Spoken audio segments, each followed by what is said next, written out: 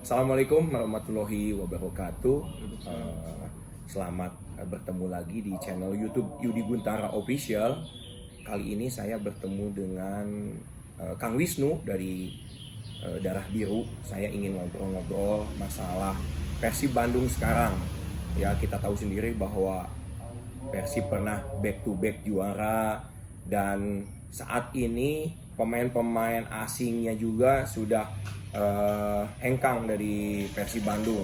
Kurang lebih ada 14 pemain dengan lokal. Nah, saya ingin bertanya ke Kang Wisnu. Kang Wisnu, apa kabar? Sehat kan? Alhamdulillah sehat.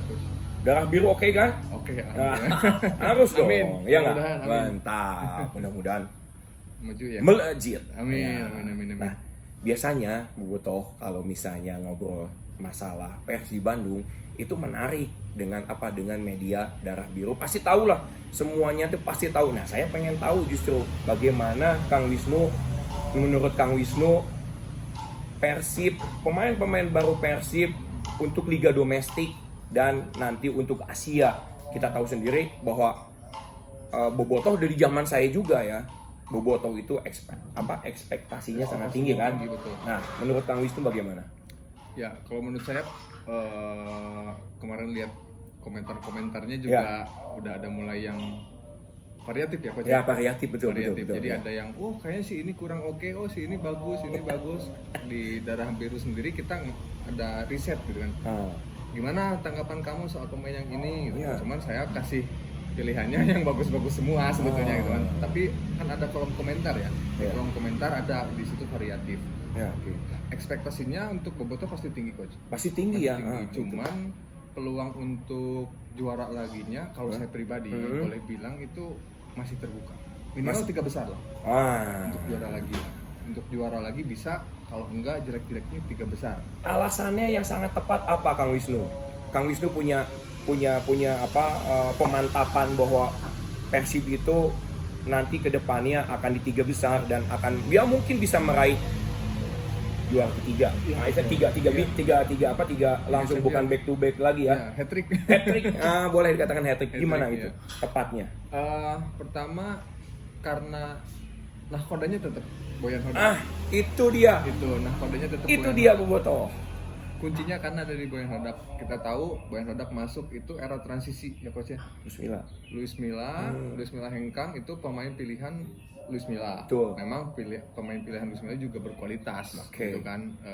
Yang kita tahu ada banyak gitu kan. Terus di musim berikutnya cuman merubah sedikit komposisi, juara lagi. Iya. Sekarang saya pribadi penasaran gimana sih hasil racikan yang sebenarnya, karena kemarin di Piala Presiden kayaknya masih coba-coba, Coach. Oke, coba-coba ya. Coba-coba kelihatan kayak Febri ditaruh jadi Betul. jadi back Back kanan. gitu kan. Ternyata dia ada defensive awareness-nya gitu. Iya, Bahasa iya. sepak bolanya saya nggak begitu tahu. Betul. Kan jadi punya insting bertahannya lah gitu kan. Betul, Ternyata betul. karena mengandalkan kecepatan itu kelihatan dicoba-coba, kayak William Marsilio kayaknya diplot bukan hanya sebagai pengganti Tyron, tapi bisa menjadi the next Ciro Alves menurut saya gitu ya. Gitu. Sama lah di Piala Presiden tahun kemarin juga kan, waktu itu masih coba-coba juga kan. Iya. Kayak siapa tuh, kalau nggak salah Robi Darwis di bek kanan ya, betul nggak? Ingat nggak? Iya, Waktu iya. lawan Borneo, Iya, yang akhirnya kalau nggak salah, Persib kalah 1-0 lawan Borneo ya. Kalau nggak salah saya nonton itu. Iya. Berginho waktu itu bikin Berginho, cetak gol. benar, Berginho ya. Berginho yang bikin gol. Iya. Nah, keterkaitan Bobotoh punya ekspektasi sangat tinggi, kemudian juga mengenai pemain-pemain baru Persib ini kan butuh waktu. Betul. Ya, tidak semana-mana nanti di bulan Agustus misalkan, udah pertandingan pertama beredag ngalahin Dewa, tapi mungkin aja dalam sepak bola apapun bisa terjadi ya. Tapi kan minimal chemistry, kerjasama harus dibangun kan. Ya. Nah, kalau menurut Kang Wisnu bagaimana? Butuh kan? Ya. Butuh, Coach. Oke. Betul. Menurut Kang Wisnu gimana? Menurut saya ini alhamdulillah rezeki banget ya kita gugur di Piala Presiden. Menurut saya pribadi. Sama kayak Punten tahun kemarin juga. Betul. Iya. Punten buat Bobotoh yang berekspektasi Iya. Piala Presiden juara, mendingan jangan. Ya. Karena ya kita lihatlah Kang Jupe tulang rusuknya patah gitu kan, belum lagi Sadil Ramdhani ternyata harus menepi 3 minggu. Iya. Kayaknya kalau dilanjutin siapa lagi nih gitu kan. Mendingan kita preparing aja untuk kondusivitas tim. Jadi biarkan Boyan Hodak itu ngebentuk tim secara taktikal dan emosional bondingnya dulu gitu. Penting soalnya. Betul. Saya lihat kenapa kemarin bisa back to back, karena biasanya musim-musim sebelumnya itu pemain asing dan pemain lokal itu ada gap. Ada gap. Ya, kalau sekarang tuh lebih blend semua. Nah, mungkin yang sekarang butuh proses, tapi ya mudah-mudahan bisa dipercepat karena itu Boyan Hodak gitu. Iya. Ya, saya mengerti. Ngelihat di Piala Presiden tahun kemarin waktu yang lalu ya. Kemudian juga Persib menjadi juara kan? Ya. Sama ya, tadi katakan ada yang cedera dan sekarang ada yang cedera. Dan mungkin juga Persib tidak menutup kemungkinan ya bahwa Persib akan menambah bintang lagi kan? Bisa kan? Bisa banget. Ya, jadi 5 bintang kayak hotel. 5 bintang kayak hotel.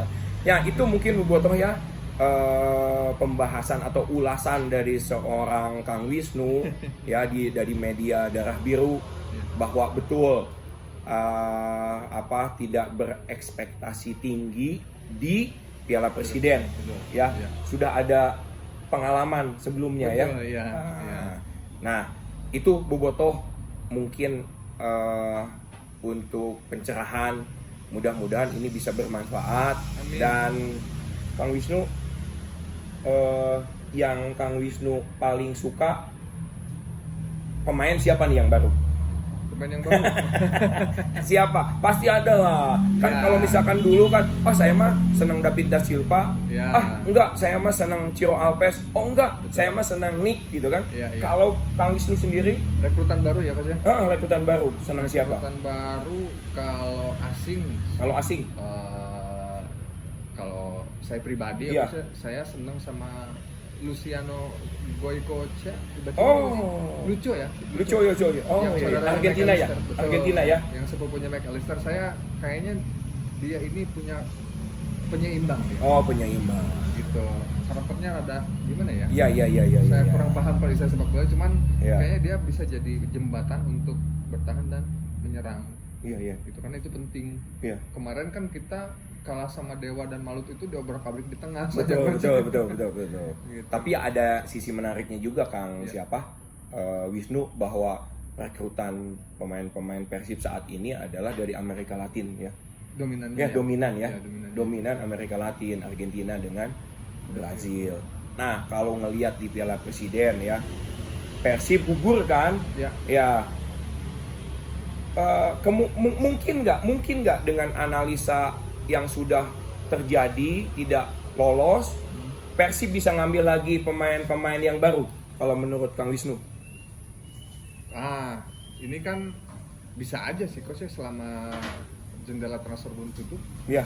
Bisa aja. Lagian kita memang masih ada sektor-sektor yang perlu dibenahi juga kan. Walaupun saya pribadi sih menilai ya gimana pelatih sebetulnya gitu kan. Cuman mungkin kayak untuk melapisi bek kanan kita nggak cukup hand aja. Misalkan Febri juga kan belum top perform lagi kan, kembali dari cedera gitu kan. Kakang juga misalkan bisa opsi kadang-kadang di kanan, kadang-kadang di center back gitu kan. Jadi memang harus ditambah sih.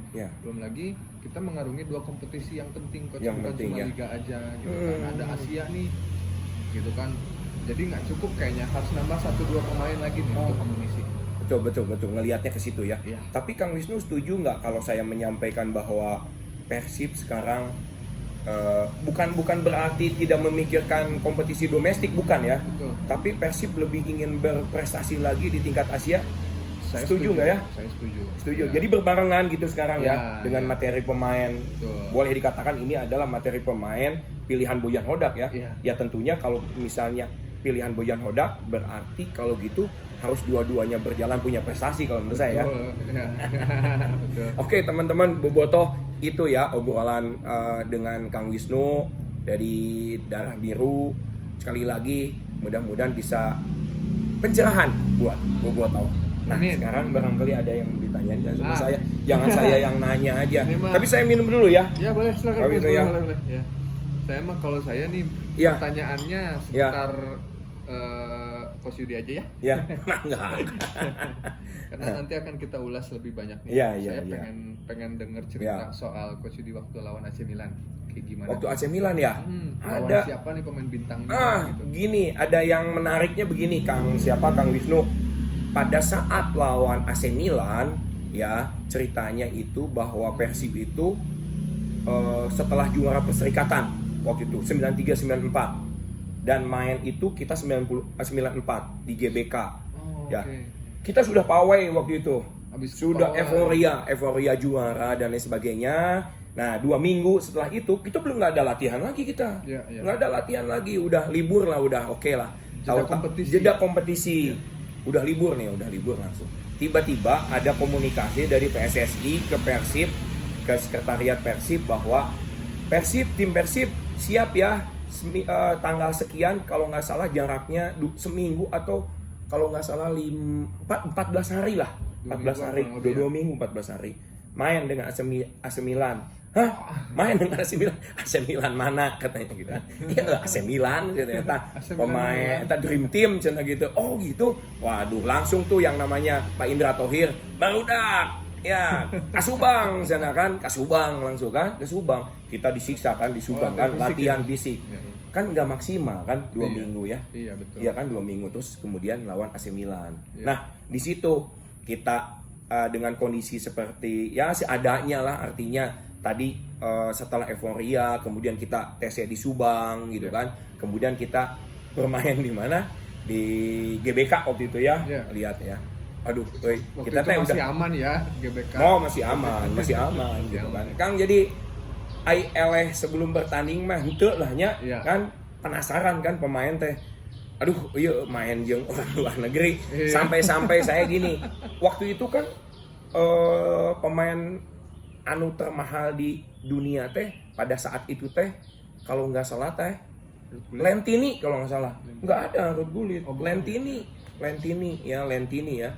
Nah, pada saat yang menarik itu pada saat kita mau main nih di lorong kan naik nih mau ke atas nih. Orang mah pada ningali ke naon teh tungkai sepatu alas ya ieu. Tungkai kaki ya jarangkung kieu gitu kan.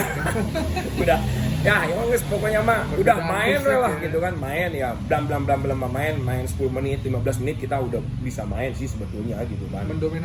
Mendominasi tapi pas kena sana dia yang selalu pegang bola.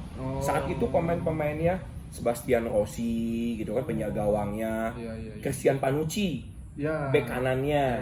Kemudian waktu itu Paolo Maldini, Baresi, Albertini, Costa Curta nggak ikut. Ikut Baresi karena waktu itu mereka itu sedang dalam pemanggilan timnas Italia kalau nggak salah. Dejan Glusevic, pernah dengar nggak Marcel Desailly? Nah itu main dia itu kalah 8-0 Kang kita mengudak bujur gitu ceritanya. Itulah sekilas lawan AC Milan. Tapi apa tuh banyak yang kita peroleh dari pengalaman dengan AC Milan gitu. Tentunya buat Pak Indra Thohir sebagai coach waktu itu Persib Bandung ya. Gitu. Itu kira-kira ada pemain bintang yang sama coach sempat di head to head nih ada depan. Oh ada, selalu ada momen itu, selalu ada dengan Lentini, Kang Robi dengan Glusevic pemain depannya. Itu selalu ada. Ke mental itu gimana coach? Oh iya ada. Gila nih. Ada. Tapi kita ya pede aja mainnya gitu kan, pede aja kan gitu mainnya. Tapi ya akhirnya skor 8-0 gitu. Tapi setidaknya kita di 15 menit pertama ada perlawanan lah ya. Gitu kurang lebihnya kan. Itu cerita sekilas ya tentang AC Milan.